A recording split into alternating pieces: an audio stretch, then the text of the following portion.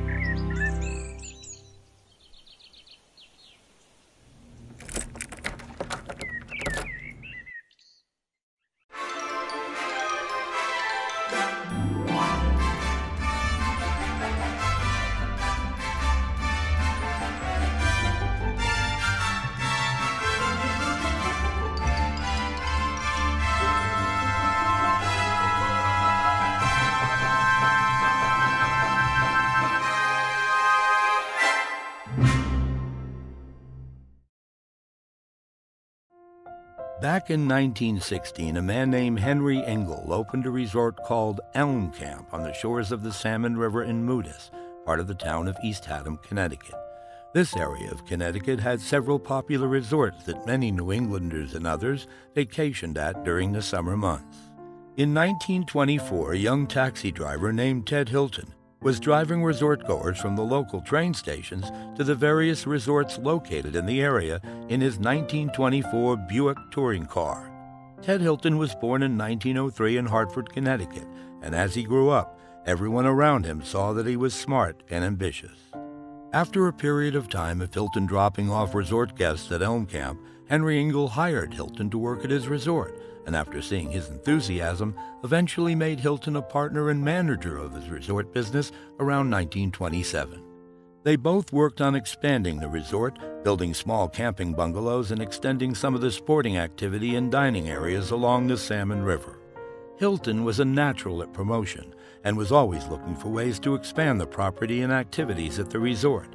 Eventually, in the early 30s, Engel ended up selling his interest in the resort to Hilton. As Ted Hilton's Elm Camp became more popular, Hilton purchased more land, built cabins and handball courts, and some additions to existing structures.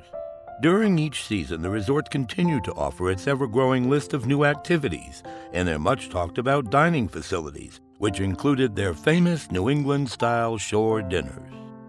Ted Hilton and his wife Elsie, along with his daughter Fran and son Ted Hilton Jr., lived at the resort mostly in season.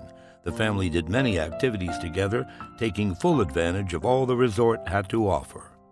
As Elm Camp grew larger with more building and construction being completed, the staff also grew, as seen in this group photograph taken in front of the main lodge by the Salmon River in 1937. Also by the river, the resort's Beach Boys, here pictured with Elsie Hilton. They were responsible for all the boating, watercraft, and lifeguard duties along the river. Around that time, it was thought that the resort needed a more identifying name, since it was no longer just a camp, but a complete vacation destination. By 1938, Ted Hilton's Elm Camp was now known as Ted Hilton's Vacation Hideaway. On this digitally restored hand-drawn map from around 1938, one can see the variety of choices guests had while visiting the resort at the time. With the onset of World War II, Ted Hilton, determined to keep his hideaway open, did so for the duration of the war. Keeping up with the rules and regulations of the time, guests had to bring their war ration coupons with them when visiting the resort through those years. At the farm and dairy barn that was located on the property, Ted Hilton, who had an agriculture degree, made a concerted effort with his staff to reduce the resort's rationing dependence. By the end of the war and after 21 official seasons, a new post-war publicity campaign began at the resort. Now known as Ted Hilton's, rest, recreation, and romance was what was promised, and the guests enjoyed all the added things to do around the resort. The Hilton family also continued to participate in the activities around the resort for the summer months. Ted Hilton's daughter Fran did water skiing demonstrations on the Salmon River, as well as high dives off a diving float on the river's edge. It was now the 50s, and Hilton knew that he had to stay competitive by updating parts of his resort. A brand new top-of-the-hill complex was built, which included a 50 by 100-foot pool, complete with an underwater viewing platform, a new clubhouse with a stage, dance floor, plenty of seating, as well as new offices and a snack bar. Poolside cabana rooms were added along the length of the pool. Hilton also enhanced his advertising and promotional campaigns with a variety of new color brochures and a selection of full-color postcards. Unfortunately, in May of 1957, Ted Hilton, who just about single-handedly created his resort, passed away unexpectedly at the age of 54. After the passing of Ted Hilton, Elsie Hilton, her son Ted Hilton Jr., along with newlyweds Dot Linville Davis and Frank Davis, took the helm for a few years running the resort. Even Ted Hilton's daughter Fran came back to the resort to help during the summer, here appearing on stage for Hawaiian Night. By the early 60s, Dot Linville Davis was general manager of the resort. Dot's husband Frank Davis was head of food service at the time. Dot was a former New York school teacher and was first hired by Ted Hilton back in 1937 as his secretary. In the mid-60s, they both purchased Ted Hilton's and continued to operate the resort with business as usual. 1965 brought a brand new full-color Ted Hilton's brochure, which showed prospective guests all the things they could do when they stayed at the resort. It was during this time that the resort had two names, depending on who you talked to: Ted Hilton's or the new name, Frank Davis Resort. This was done so as not to confuse the resort guests that had been vacationing at Ted Hilton's for years. It was March of 1966. The resort was interviewing many future employees who would become part of that season's staff. Advertising for the 1966 season was placed in newspapers around the New England area. At my house in Somerset, Massachusetts, my dad was searching for a new destination for our family to go to that summer. We had already done the day trips that my family and others did back then, visiting Sturbridge Village, the Flumes in New Hampshire, and the Mohawk Trail in western Massachusetts. The year before, we went on vacation to Washington, D.C. in the spring, and then to the New York World's Fair in July of '65 for the last time before it closed that fall. Eventually, my mom and dad told me we were going to a place called Ted Hilton's. After I figured out we weren't going to be staying for a whole week at a Hilton, I learned that Ted Hilton's was a resort when we received their new brochure in the mail one day. Somerset, Massachusetts was just about a 2-hour drive away from Ted Hilton's, so in the middle of July in the summer of '66, we headed west on Route 6 and eventually arrived at our destination. Ted Hilton's Frank Davis Resort, with the slogan Most Unique Resort in America, encompassed at the time about 144 acres, with a 50 by 100-foot swimming pool and a clubhouse with its nightly shows. At the Salmon River waterfront, canoes, motorcycles, and paddle boats. Elsewhere, sporting activities like shuffleboard, tennis, volleyball courts, and softball. They even had a few horses, complete with a stable and corral. The resort also had a play area for the little kids, which included a small pool, western town, and even a schoolhouse. After exploring Ted Hilton's that first day and after having dinner, we settled in for the night in room 1 in the Outlook cabin, where we stayed for the week. Around 7 a.m. the next morning, we were fast asleep in our cabin, and without warning, the door of our cabin flung open and about 6 or more kids playing drums, cymbals, trumpets, and kazoos marched into our room.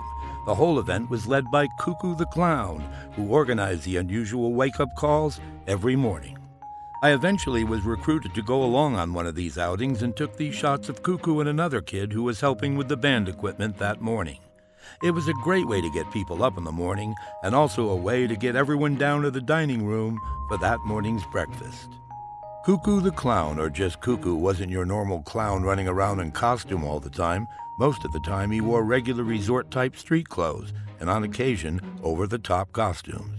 His name was Roy J. Duca, a well-known Southern New England personality who was a former World War II Army Staff Sergeant turned nightclub and local TV entertainer, who had been working as the official Ted Hilton's resort MC and social director since the 50s. He could be found every day in several places at the resort hosting all kinds of events. He walked around with a small bell attached to his ear as he told his stories and entertained the adults as well as the kids. When you heard that bell, you knew Cuckoo was in the area. Every morning we checked out the schedule for the day and when and where everything was happening. We got ready and proceeded down to the dining room for breakfast, where my sister and I looked forward to the incredible pecan sticky buns they served us every morning.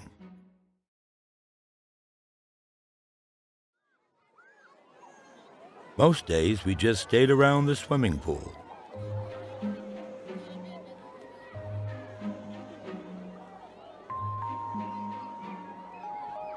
I was also fascinated with the fact that in a room in the basement under the poolside cabanas were 3 underwater viewing portholes that looked into the deep end of the pool. The room also had cartoon-like undersea paintings on the walls. It's here I spent time as I captured my family with my 8mm film camera, indulging me so I could get shots of them swimming underwater. This is a still shot of me that my dad took.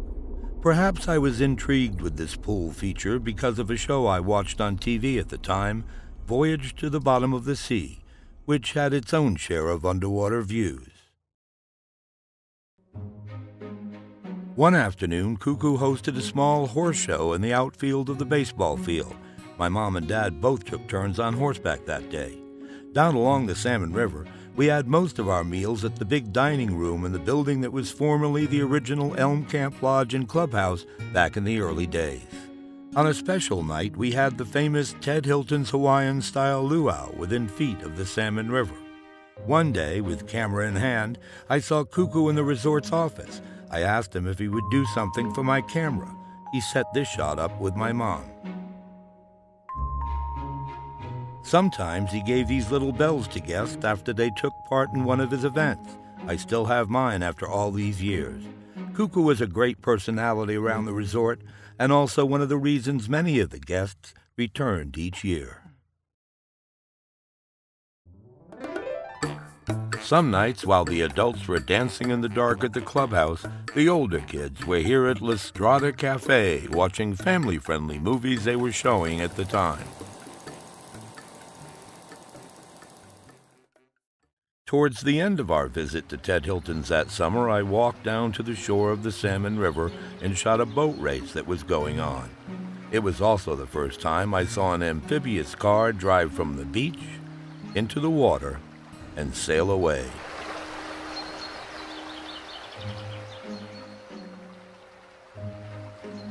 It was difficult to leave the resort at the end of the week. I knew that when I got home, it would be time to get ready to go back to school. We packed the '66 Impala and started our 2-hour drive back to Somerset. 2 hours later, we pulled into our driveway. By the '70s, the resort, now officially known as the Frank Davis Resort, was doing a brisk business. Brand new brochures were created and reservations for the upcoming season poured in. Since Elm Camp, the resort's guest list mainly catered to singles and couples. Starting in the mid-'60s, those singles and couples started bringing their offspring, and soon more families joined in on the fun. In what was unofficially called barbecue season by some of the employees, Frank Davis Resort also hosted events in the off-season for school groups, 4-H clubs, scouting, and Salvation Army retreats. Running the resort was General Manager Dot Davis with her husband Frank, Office Manager Bob Johnson and his wife Laura, as Roy Cuckoo the Clown Duca continued his role as MC and Social Director of the resort.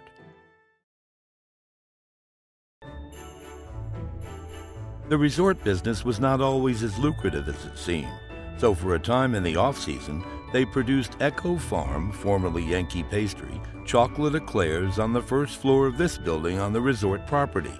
They distributed them all the way from New Jersey to Maine. Years went by, and in 1986, Dot and Frank Davis were ready to leave the business. When the time came, Dot knew that her nephew Bob Johnson, the office manager, was the likely candidate to take over. Back in 1952, the then Dot Linville hired her then 15-year-old nephew Bob Johnson as a window washer at Ted Hilton's. He eventually became a bellhop at the resort, and as time went on, learned everything he could from Dot about the resort business. Bob was drafted into the Army in the late 50s, and after being discharged in the early 60s, he enrolled at the Morse School of Business in Hartford, Connecticut for 2 years, while also working at the resort. Selling the resort went smoothly, and once Bob signed the required papers, Frank Davis Resort became Sunrise Resort. But as before, some 23 years earlier, the resort first publicly became Sunrise at the Frank Davis Resort for a few years, so as not to confuse returning customers. Eventually, as this revealing picture indicates, the Frank Davis sign was pulled down, exposing its previous life, and then replaced with a brand new Sunrise sign. Hi, my name is Larry Johnson, and I'd like to tell you about Sunrise Resort. Sunrise Resort is perfect for families and couples. At Sunrise Resort, save a ton of money while you relax, eat great food, and spend quality time with your family. Sunrise Resort isn't just chock full of rustic charm. Sunrise Resort costs less than half of many, many other vacations, and Sunrise Resort is all inclusive. Park the car and put your wallet away. This summer, bring your whole family together at Sunrise Resort.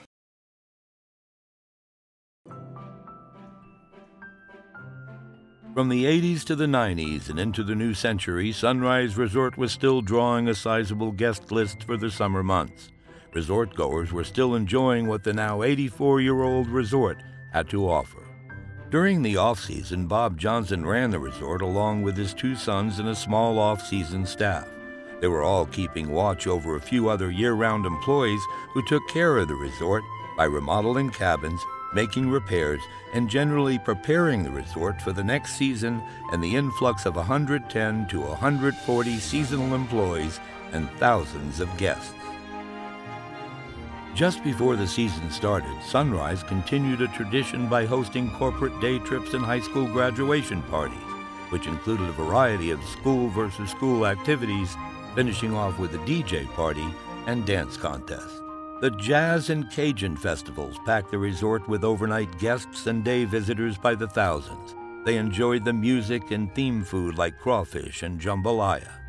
As before, the Salvation Army retreats were also very important because they afforded the newly hired food service employees for the upcoming summer season the opportunity to learn their skills in and around the dining room.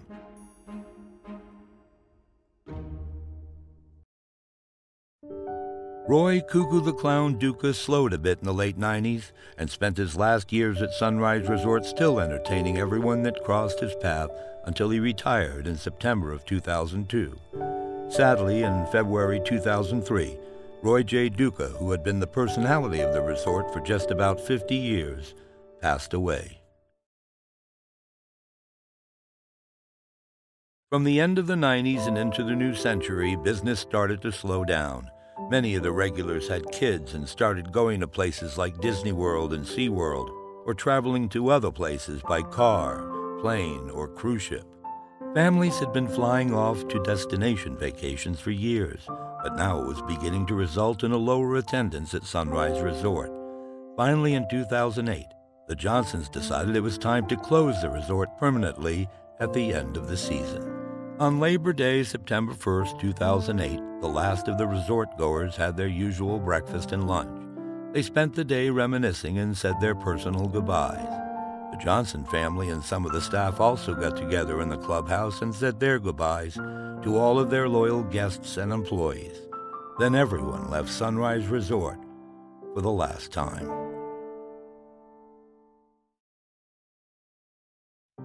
The Johnson family had been in the resort business for years, and now it was time to move on. They wanted to find a buyer for the resort. A developer put in an offer, as did the state of Connecticut, which put in a lower bid. The Johnsons ended up making the deal with the state, because even with the lower bid, they were guaranteed that Connecticut was going to create a state park on the grounds, using some of the old Sunrise Resort buildings, and call it Sunrise State Park. The Johnson family left all the paperwork, guest lists, and an abundance of other office files in the main office and locked it up. It said that the state wanted to possibly use the files and guest lists for a resort archive someday. At the end of 2008, the state of Connecticut purchased the resort for $3.2 million, locked most of the buildings, and even boarded up some, while they decided how to develop the property.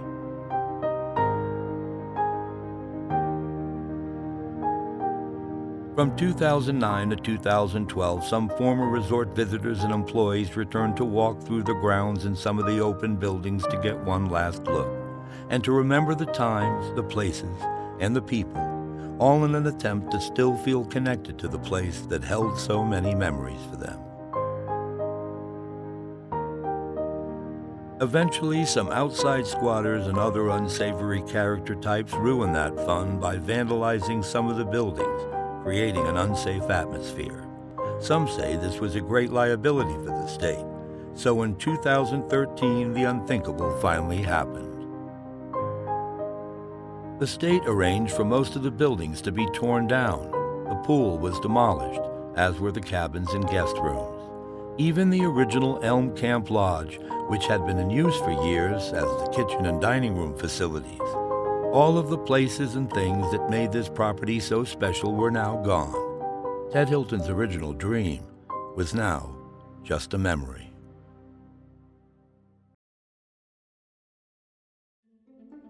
When I decided to do this project documenting my family's visit to Ted Hilton's resort those summers, I wanted to find out more about the origins of the property.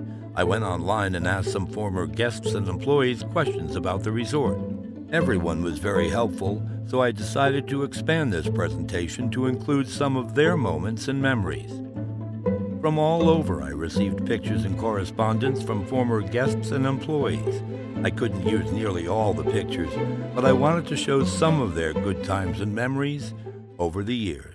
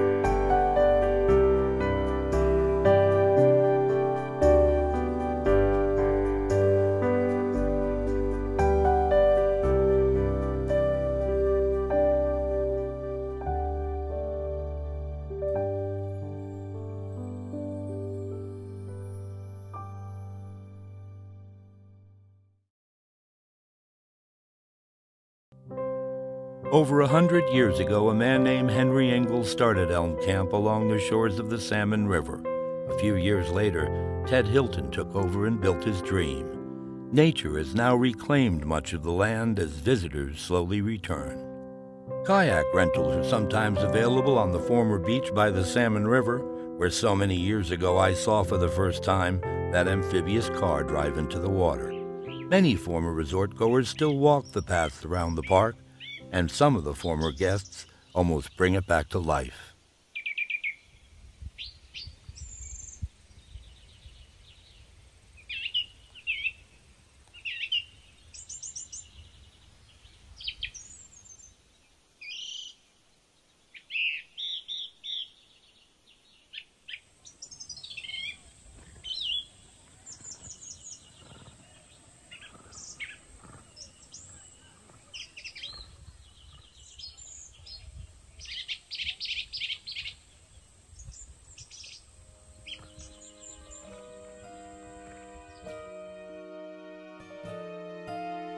Whether they called it Elm Camp, Ted Hilton's, Frank Davis Resort, or Sunrise Resort, they all had something in common. They remembered the sense of fun, adventure, and even for some, romance.